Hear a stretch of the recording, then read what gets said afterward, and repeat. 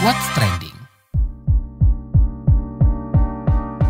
Halo semuanya, ketemu lagi di What's Trending bareng Lea Baneza. Gimana nih, kalian sehat-sehat kan ya? Lea berharapnya sih kalian semua sehat nih. Di episode What's Trending kali ini, Lea mau bahas tragedi Zhang Zijie menuai reaksi. Sebelumnya nih, kami mengucapkan turut berbelasungkawa atas meninggalnya pebulu tangkis muda Tiongkok Zhang Zijie di ajang Asia Junior Championship AGC 2024 di Gor Among Rogo, Yogyakarta. Nah, peristiwa ini membuat beberapa pihak kecewa hingga marah yang tampak dari perbincangan di media sosial baik dari netizen Tiongkok maupun netizen plus 62. Pasalnya, atlet Tiongkok itu kolaps saat bersiap menerima servis dari lawannya Kazuma Kawano. Sebagian netizen menganggap tim medis tak cukup cepat masuk ke lapangan dan menangani sang atlet. Melansir China Times, adik dari Zhang menyoroti soal kondisi medis setempat yang dianggapnya buruk. Dia juga tidak bisa menerima penanganan yang diterima sang kakak setelah kolaps di tengah pertandingan. Soal ini pihak Persatuan Bulu Tangkis seluruh Indonesia menyebut pertolongan pertama sudah diberikan dan dilakukan sesuai standar yang berlaku di setiap turnamen bulu tangkis internasional dari BWF dan Badminton Asia. Menurut PBSI, Zhang Zijie mengalami henti jantung mendadak berdasarkan kesimpulan pemeriksaan. Humas dan media panitia pelaksana BNI Asia Junior Championship 2024, Broto Happy mengatakan, kompetisi tetap berlangsung meski ada atlet bulu tangkis Tiongkok meninggal. Kedepan, panitia akan menyurati Federasi Bulu Tangkis Dunia BWF soal aturan tim medis masuk ke lapangan. Sementara itu, lembaga badminton Malaysia, Lee Chong Wei, mengaku sedih mendengar kepergian pemain top masa depan Cina. Dilansir CNN mengutip dari Xinchu, Lee Chong Wei tidak ingin kejadian Zhang Zijie terulang lagi. Ia berharap BWF bisa membuat tim medis mereka lebih waspada dan meninjau kembali turnamen dan jadwalnya. Kata dia, dalam kompetisi remaja terkadang babak 8 besar dan semifinal diadakan pada hari yang sama dan beberapa pemain akan bertanding lagi beberapa jam kemudian. Dalam kompetisi dewasa, permainan yang terus-menerus menyebabkan beban fisik pada para pemainnya. Karena itu menurutnya, jika jadwal kejuaraan badminton tidak diubah, maka akan merugikan para pemain di masa depan. Soal ini kita mau obrolkan usai menyimak komen netizen plus 62 berikut ini.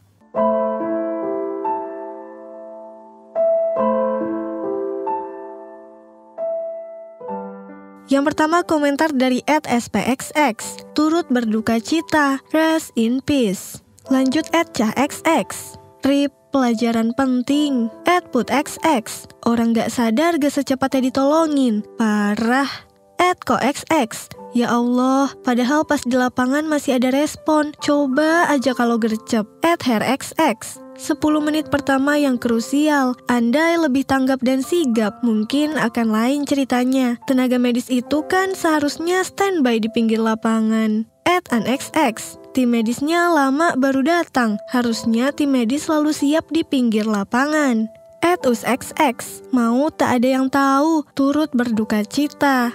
@duixx, harus diinvestigasi juga. Apakah sebelum bertanding almarhum sudah memberitahu ke official Cina kalau kondisinya kurang fit? Jika sudah memberitahu tapi tetap dipaksakan main karena alasan tertentu, hal ini juga jadi perlu koreksi ke depannya. @taixx, nyesek banget ya Allah lihat kabar atlet yang pingsan pas pertandingan dan akhirnya meninggal. Masih muda banget, 17 tahun. Pasti masih banyak banget mimpi yang mau dia raih.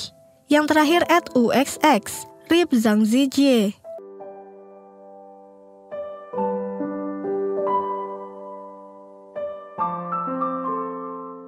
Tim negara peserta Badminton Asia Junior Championship 2024 mengheningkan cipta sebagai tanda belasungkawa atas meninggalnya Zhang Zijie. Tim Tiongkok yang mengenakan band hitam di lengan kiri bersebelahan dengan tim peserta lainnya dalam posisi berdiri. Selain itu, official, wasit, hakim garis hingga dari badminton Asia juga turut dalam minutes of silence untuk menghormati meninggalnya pemain Tiongkok tersebut. Terkait kronologi penanganan medis Zhang Zijie, Kepala Bidang Humas dan Media PBSI, Broto Happy memberikan penjelasannya. Dia juga mengeklaim akan membawa persoalan ini ke BWF terkait evaluasi penanganan atlet saat pertandingan. Kita simak penjelasannya.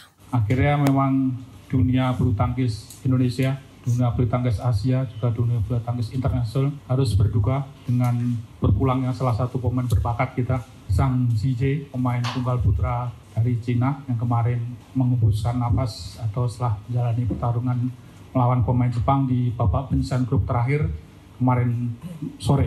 Kita tentu yang pertama ikut menyampaikan rasa duka cita yang dalam. Semua tentu berduka dengan kepergian salah satu pemain terbaik atau pemain muda dari Cina ini. Saya akan menyampaikan seluruh resume kronologis meninggalnya Zhang Zijie. Bisa ceritakan kemarin secara kronologisnya di Zhang Zijie tiba-tiba kolaps dalam pertandingan melawan Kazuma Kawano dari Jepang di pertandingan terakhir penyisihan grup BNI Badminton Asia Junior Championship tahun 2024 di Gor Amorogo hari Minggu kemarin, tanggal 30 Juni. Tim medis dan dokter turnamen segera masuk ke lapangan untuk memberikan pertolongan pertama setelah mendapatkan call dari referee. Ini merupakan regulasi atau aturan sesuai SOP dan guideline yang berlaku di setiap turnamen bulu tangkis internasional dari BWF dan Badminton Asia. Tim medis masuk arena untuk melakukan pemeriksaan survei awal dan pertolongan awal sesuai dengan prosedurnya.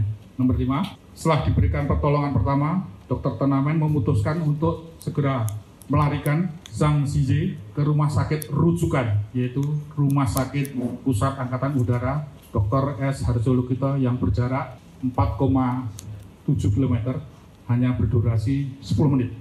Kemudian hanya memerlukan waktu 1 menit 20 detik pada saat dokter pertama kali masuk lapangan sehingga memutuskan untuk segera dibawa pakai ambulan ke rumah sakit. Pemilihan Rumah Sakit Pusat Angkatan Udara Dr. S. Harjolukito sebagai rumah sakit rujukan sesuai dengan rekomendasi Badminton Asia terkait jarak dan fasilitas yang tersedia. Selain itu, sudah dicantumkan dalam prospektus yang disetujui oleh referee. Selanjutnya, korban dalam hal ini Zhang Zijie mengalami jatuh pingsan di area pertandingan bulu tangkis. Setelah referee mengizinkan tim medis untuk masuk arena pertandingan, tim medis kemudian melakukan pemeriksaan survei awal dan pertolongan awal sesuai dengan prosedurnya. Korban mengalami penurunan kesadaran dengan pernapasan yang tidak adekuat dan langsung dibawa ke RSPAU Dr. S. Harjolukito.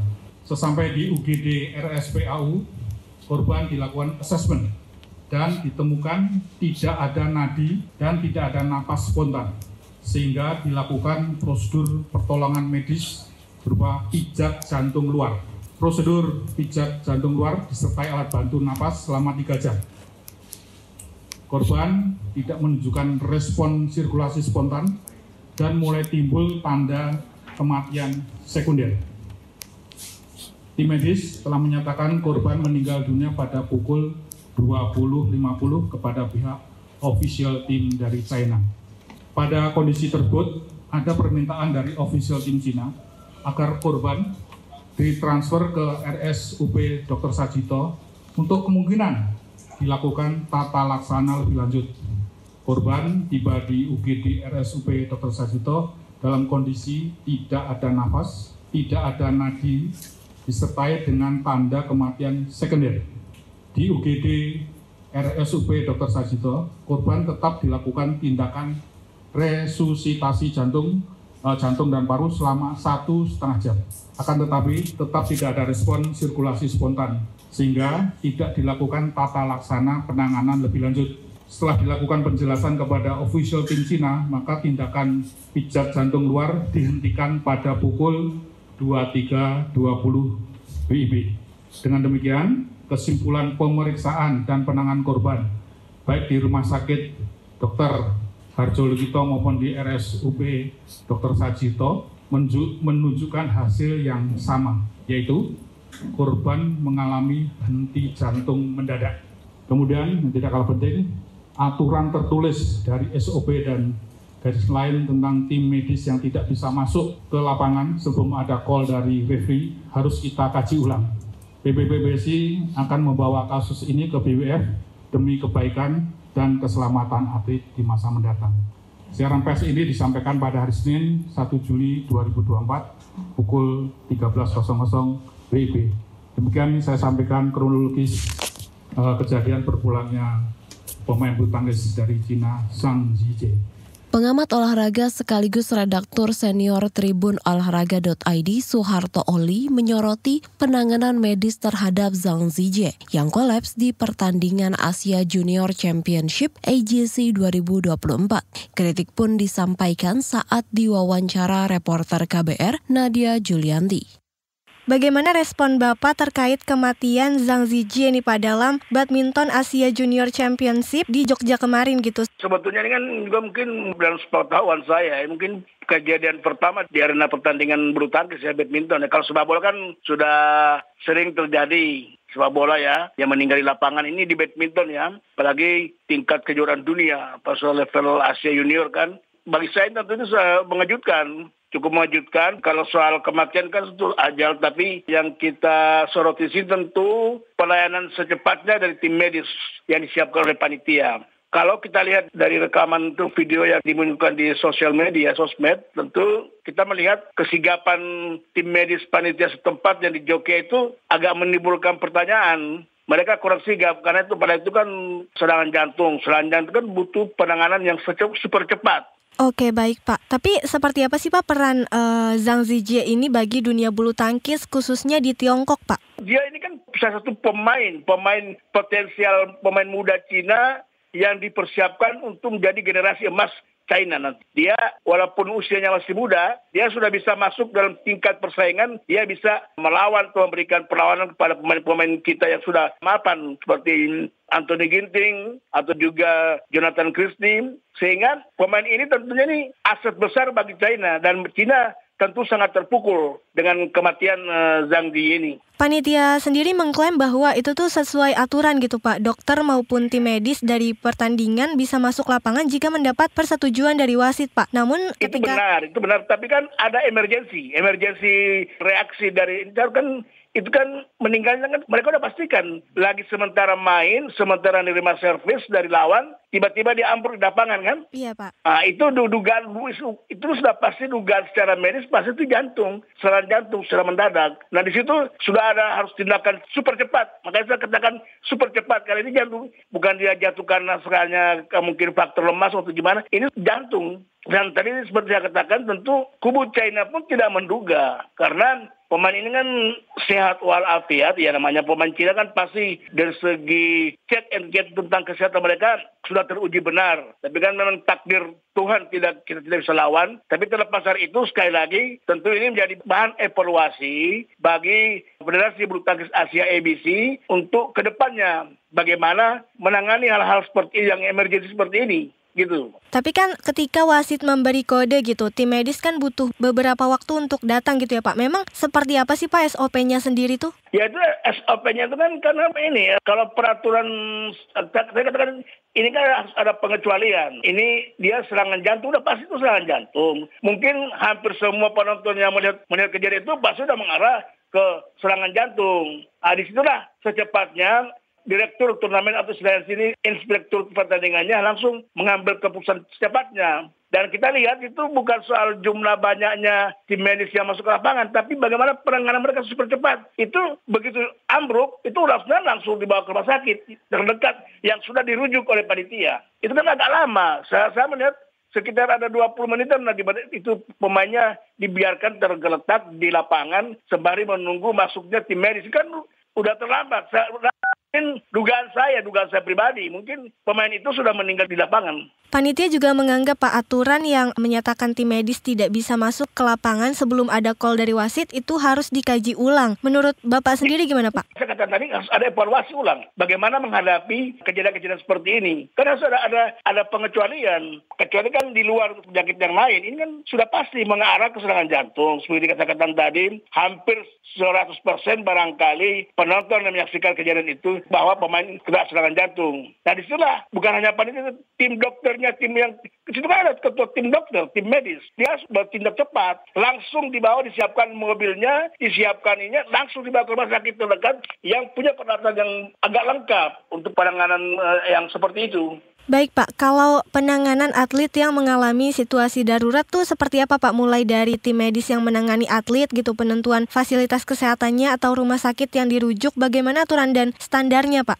Ya itu saya kira sudah standar umum. Jangankan pertandingan yang tingkat yang ini sudah kelas dunia ini kan. Saya kira yang pertandingan di tingkat kampung pun kan kita kan kesiagapan tim medis harus disiapkan. Ambulansnya harus ada, minimalnya ada tim P3K-nya untuk pertolongan pertama, apalagi yang standar kejuaraan tingkat dunia. Jadi harus dipersiapkan semua. Lalu mungkin yang terakhir Pak, adakah dampaknya ke Indonesia gitu terkait peristiwa ini dan kedepannya gimana masa depan pelaksanaan pertandingan di Indonesia Pak? Apakah ini mempengaruhi citra Indonesia dalam menyelenggarakan turnamen internasional atau bagaimana Pak? Salah satunya dia ikut mempengaruhi tapi tidak terlalu ini ya. Artinya nanti membuat publik atau dunia internasional terutama federasi bulu tangkis dunia akan melihat Indonesia kurang bagus. Saya kira karena Indonesia kan salah satu negara kekuatan bulu tangkis dunia dan sudah menyelenggarakan event-event sebesar Piala Thomas Uber maupun Piala Sudirman dan kejuaraan tingkat dunia. Saya kira tidak ada hal-hal yang sangat cuma Indonesia juga terutama PBSI juga harus lebih cermat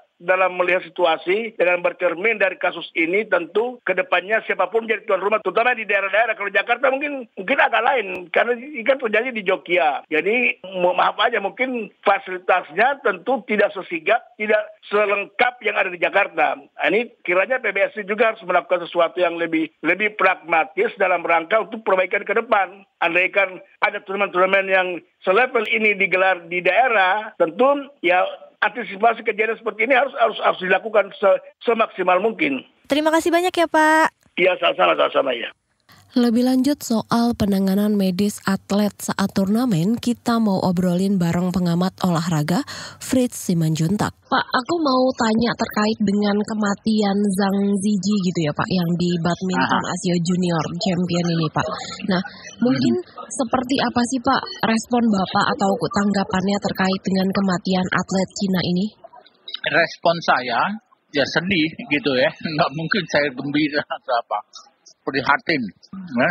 Yeah. Tapi yang harus kita lihat adalah begini, dia kan jatuh serangan jantung itu pada saat pertandingan, ya kan? Jadi yang memutuskan pertandingan itu dihentikan atau diteruskan itu wasit, nggak bisa medis gitu, toto nyelonong masuk, nggak bisa. Ya, jadi wasit. Nah, jelas wasit tidak mengetahui kenapa dia jatuh. Jadi ada tenggang waktu yang cukup lama dan dia henti jantung. Ya memang susah ditangani henti jantung begitu kan, dan harus cepat 2 menit katanya. Nah, sementara wasit nunggu dulu apa yang terjadi gitu loh. Wasit juga tidak disalahkan. Baru wasitlah yang kemudian, kebetulan saya wasit softball ya, jadi saya tahu lah ya. Wasitlah yang kemudian memutuskan untuk memanggil bantuan atau memanggil orang lain untuk masuk ke lapangan. Itulah yang pertama harus dijelaskan kepada publik. Iya. Dan wasit juga tidak salah, ya.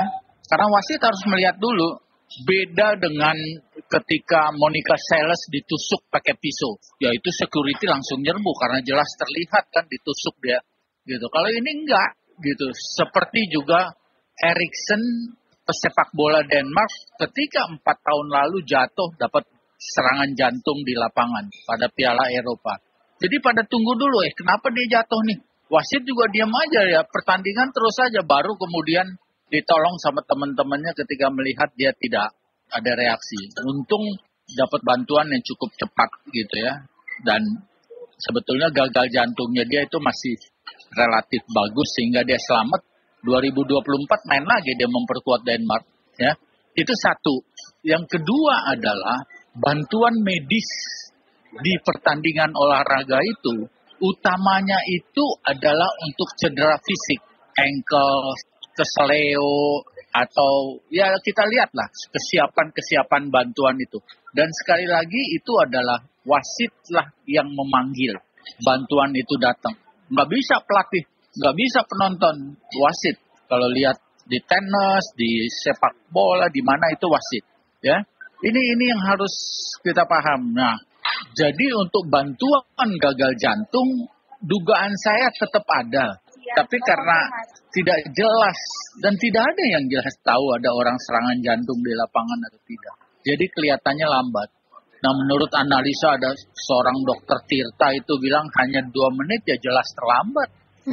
Bagaimana wasitnya juga harus melihat dulu kenapa itu jatuh. Jadi saya tidak menyalahkan PBSI sama sekali. Saya tidak juga menyalahkan panitia pertandingan, saya tidak menyalahkan wasit. Bahwa bala bantuan itu terlambat masuk. Nggak boleh, karena wasit yang menentukan pertandingan itu henti atau tidak. Ini kan kalau dari panitia kan mengatakan kalau penanganannya sudah sesuai aturan gitu ya Pak. Dokter maupun tim medis dari pertandingan ini bisa masuk ke lapangan kalau mendapatkan persetujuan dari wasit Pak. Betul, itu seperti yang saya bilang tadi kan. Iya. Nah Pak, tapi kalau misalnya wasit ini memberikan kode gitu Pak, sebenarnya tim medis ini butuh waktu berapa lama sih Pak untuk datang dan seperti apa sebenarnya Pak SOP-nya? Apakah memang tim medis itu sewaktu-waktu ada di situ kalau ada pertandingan tingkat internasional. Bukan soal waktunya, SOP-nya berapa. Seperti saya katakan bahwa tim medis itu biasanya menangani hal-hal yang cedera fisik. Orang jatuh ankle-nya kesleo atau apa. Jadi ini gejala yang langka. Gagal jantung itu langka dan sehingga SOP-nya sudah dijalankan menurut saya oleh PBSI.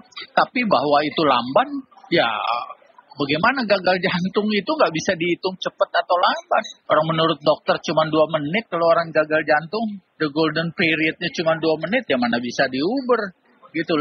Kita juga harus fair gitu ya. Nggak sempat, ngerti lah ya. Berarti ketika wasit itu kan sebenarnya mengangkat tangannya itu kan cepat gitu ya Pak ya, setelah jatuh itu. Siapa? Si wasitnya, meskipun panggilan terhadap medisnya. Ya dia hanya mengangkat tangan untuk menghentikan pertandingan, tapi meminta bantuan itu harus lain soal gitu. Karena orang jatuh kan harus dihentikan pertandingan, bukan berarti orang jatuh terus kemudian buru-buru kesehatan ke sana. Ya nggak benar juga gitu loh.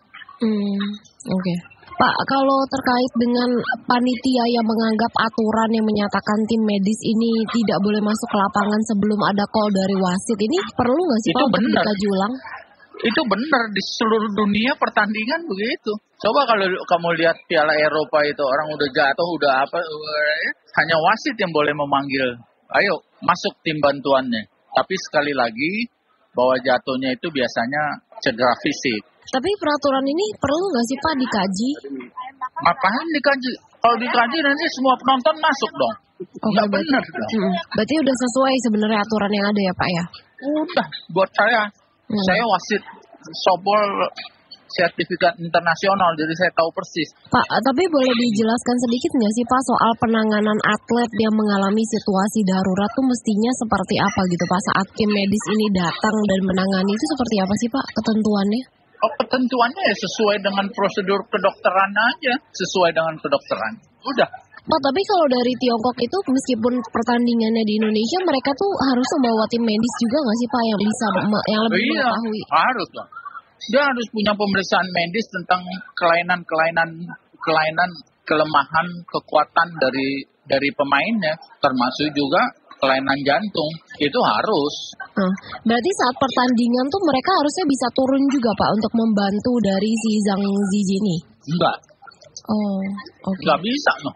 Hanya official dokter yang dikasih ID yang boleh masuk ke lapangan. Oke. Nah, Pak, kalau terkait dengan setelah peristiwa ini gitu ya Pak ya, dampak ke Indonesianya seperti apa Pak? Apakah Nggak ada. Indonesia bagus penanganannya. Nggak ada dampaknya apa. Kalau serangan jantung biasa, Benyamin main bola jatuh. Erikson 2024 lalu jatuh. Ya, siapa lagi? Marquis Kido jatuh, meninggal. juara Olimpiade. Nah, itu nggak ada pengaruh yang itulah. Oke, berarti meskipun dari warga Cina mengecam, bahkan adiknya nggak terima terkait penanganan ini, berarti tidak jadi presiden buruk untuk mempengaruhi citra Indonesia, ya Pak? Enggak, itu emosi aja. Kalau emosi ya pantas. Ya kan kita punya keluarga meninggal, kan mereka juga nggak mau disalahin sama keluarganya. Lu kenapa nggak periksa bahwa anak gua tuh punya kelainan jantung? Itu kan sana yang harus tentuin. Jangan diturunin, ini punya kelainan jantung. Itu kan dari Cina-nya. Bilang bahwa saya, Fritz Simanjuntak, pemerhati olahraga, menyatakan tim bulu tangkis Cina yang harus paham duluan bahwa ada atletnya yang punya kelainan jantung.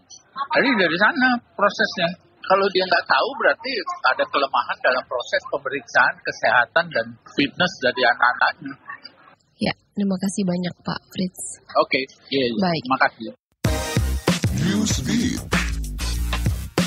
Badan Pengawasan dan Anti Korupsi atau Nazaha Arab Saudi menangkap 155 pejabat pemerintahan atas dugaan korupsi selama musim haji 2024. Nazaha mengungkap telah menyelidiki kasus pidana dan administratif terhadap 382 pejabat yang dituduh melakukan berbagai jenis korupsi. Tuduhan menyasar pejabat dari Kementerian Dalam Negeri, Kementerian Kesehatan, Kementerian Transportasi dan Logistik, Kementerian Kebudayaan, serta beberapa kementerian lainnya. Ada juga pejabat dari Otoritas Zakat, Pajak, dan Bea Cukai tak lepas dari tuduhan. Beberapa tuduhan yang diselidiki adalah penyuapan, penyalahgunaan kekuasaan, pemalsuan, dan pencucian uang. Hingga saat ini Nazaha menekankan pihaknya terus mengawasi instansi pemerintahan dan perusahaan swasta. Mereka akan menangkap siapapun yang dianggap merugikan kepentingan publik.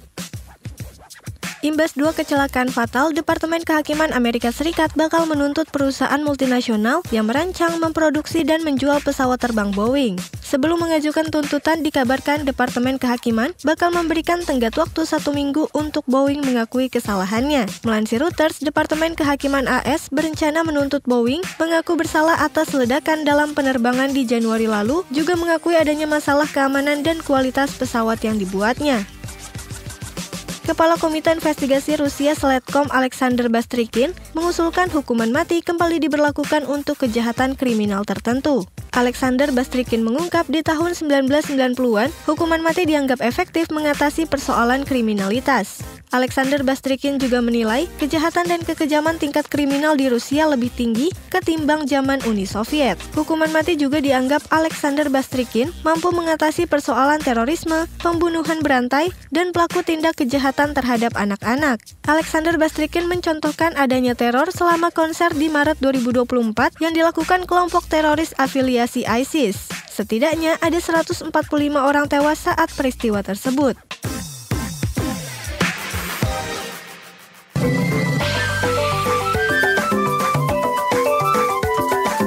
WhatsApp Indonesia.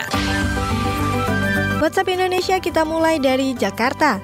Sebanyak 7,7 kg emas batangan disita Kejaksaan Agung dari kasus korupsi kegiatan usaha komoditas emas 109 ton di PT Antam Tbk periode 2010 hingga 2022. Kepala Pusat Penerangan Hukum Kejagung Harli Siregar mengatakan penyitaan dilakukan terhadap 6 tersangka. Emas-emas sitaan ini nantinya dimasukkan dalam daftar barang bukti ke pengadilan sebagai salah satu aliran dana korupsi. Di kasus korupsi kegiatan usaha komoditas emas 109 ton di PT Antam Tbk periode 2010 hingga 2022, Kejagung menetapkan 6 tersangka dari General Manager Unit Bisnis Pengelolaan dan Pemurnian Lokamulia UBPPLM PT Antam periode 2010 hingga 2021.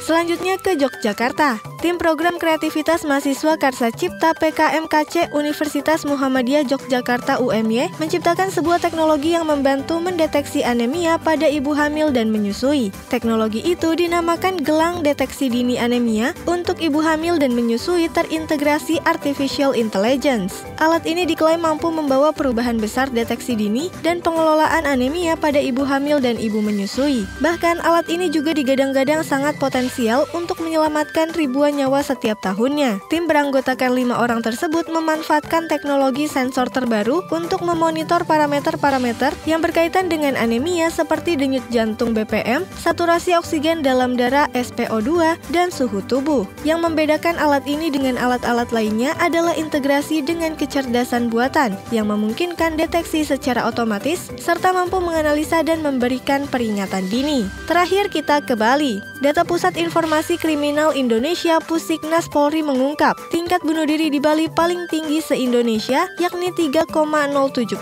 Sementara di posisi kedua ada Yogyakarta. Tingkat selanjutnya ada Bengkulu dan Aceh. Meski bunuh diri memiliki penyebab yang kompleks, dokter spesialis kejiwaan atau psikiater RSUP Prof. Ngurah Anak Ayu Sri Wahyuni mengatakan tingginya bunuh diri di Bali adalah faktor biologis dan psikososial seperti depresi, skizofrenia, atau gangguan bipolar. Lalu beberapa masalah lain adalah terbelit utang, terutama saat ini adalah pinjol, pinjaman online. Demikian WhatsApp Indonesia hari ini.